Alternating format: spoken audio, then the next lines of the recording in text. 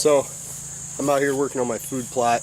It's just going to be turnips, brassica, some sugar beets, and radishes. But I know it doesn't look like I'm turning it up very well, but this kind of seed, all it needs is just some soil to seed contact. It's going to rain this week. This is an alfalfa field. I got permission from the landowner here in the city hunt that I do to put this in. It's about, I'm going to say, 1/8 of an acre, and then I've got another maybe 1/16 of an acre in the woods in here. I'll show that in a little bit. And they're both just little kill plots here. This is about a 2 or 3 acre alfalfa field. And then back behind me here is a big funnel, and the 2 does I shot in the one night were right over my left shoulder here. And they come in from this big ag field that this year it should be beans. I haven't even looked yet, but it was corn last year. It's a big funnel through there, and the deer come that way. The creek runs straight along right here along the field on the right. 2 years ago, that's where I shot my good city buck. It was about 150s, not that that matters. It was a really mature, old, big deer, which is mainly what I've started to go after on these private lands. Public land, it's a little bit different with my statewide tag. But then there's a little oxbow in there, and that's where I put my stand. The bucks like to bed down in there. But this food source isn't even really a food source or a kill plot. It's more a winter food source for the deer to keep them living here, because in the city you need to shoot 3 does, and then the following year you get a buck tag, and then you shoot 3 does and then you get a buck tag for the next year. So I just need to make sure that the does keep coming back to this property. There's enough funnels and connecting woodlots that fence lines, they all connect to this property. It's kind of central in the city, and for the most part, almost every deer is going to come through here. I do have some target deer that live here, and about a mile away on another city spot that I have, and that's where I shot my buck last year. But for the most part, I just want something that the deer can have late season that's going to be green and give them some nutrition to help make it through the winter. They don't really need the help, but it'll help them stay on this area. So I'll show you the finished product. Okay, so now I'm back in the food plot that I have that's in the timber.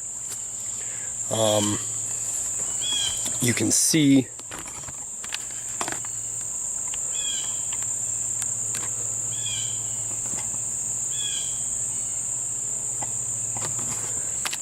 right out there, that is my truck, and then the food plot that I just showed, and then my stand. The stand sits right between the 2 of them.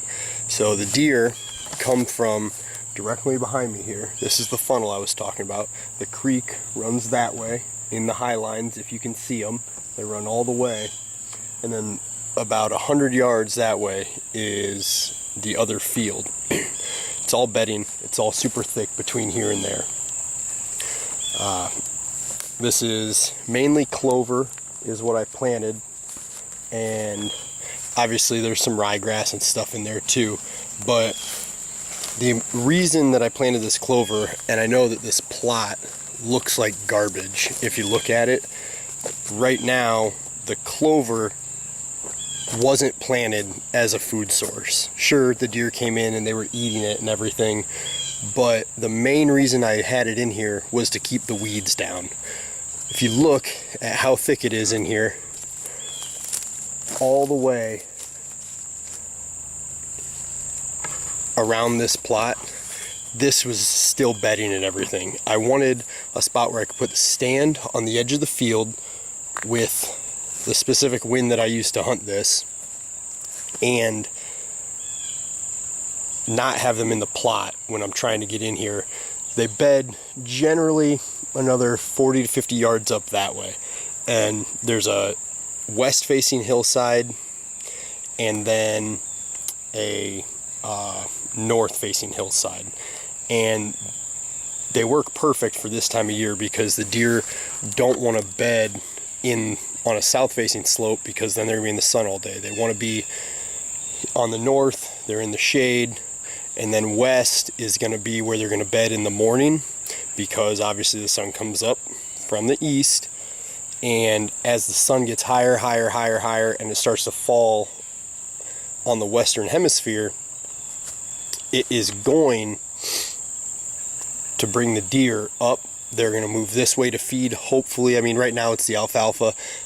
They're probably feeding the beans. The beans are still green, but as the season progresses, I'm planting turnips for the most part. There's some other stuff in there, but the turnips are going to start greening up, and that's what they're going to want. It's going to start getting sugary. The colder it gets, everything, it's going to become more and more appetizing to the deer. So I have this spot planned to where as the fall approaches and the hunting season approaches and these deer become more killable, this is going to be their destination. They're going to want to come this way. And I know that some other people hunt on the other side over there. They're going to put pressure on them. Nothing like the pressure I'm going to put. The deer can see them climbing up into their stands. It is what it is. I'm going to use those people to my advantage. So like I said, looking at this plot,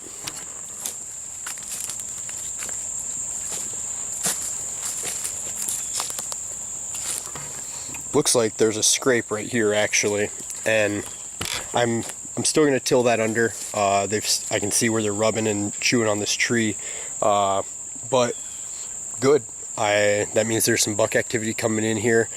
The way I have this plot designed, it's just long this way. It's about 10-15 yards at the widest. There's a little path right through here, goes in there, then it comes this way, comes right back here to this, and back around.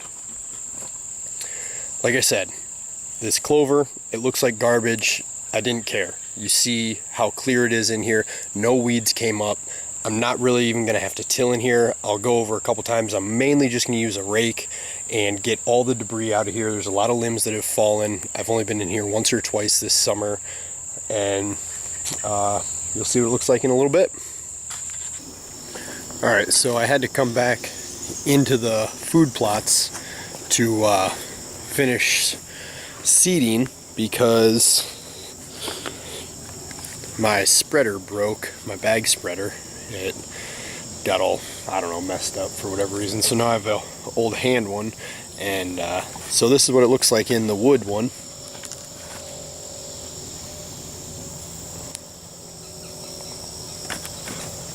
Tilled it up pretty good, so I'm going to seed this really quick and take a look at the other one. Here's this finished product. Now, like I said, I'm not worried about it looking pristine. It just needed tore up so there'd be good seed to soil contact, and all this dead grass and alfalfa and everything is just mulch.